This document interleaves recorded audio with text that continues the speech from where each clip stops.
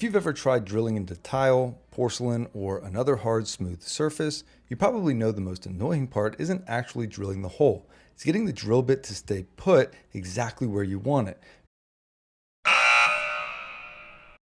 Because when you put a spinning bit against a smooth piece of tile, it can wander around before it starts cutting.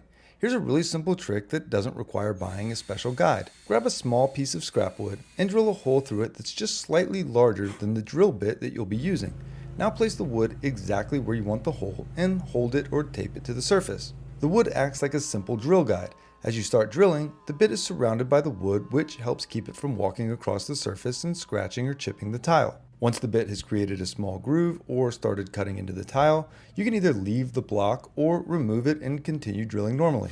I like this method because the block is cheap, it's easy to make different guides for different bit sizes, and you probably already have a scrap piece of wood sitting around. Just remember that the type of bit still matters. For tile and porcelain, use a bit specifically designed for that material, and don't use hammer mode unless the bit and manufacturer specifically say it's appropriate. Depending on the material and the bit, keeping things cool with water can also help extend the life of the bit.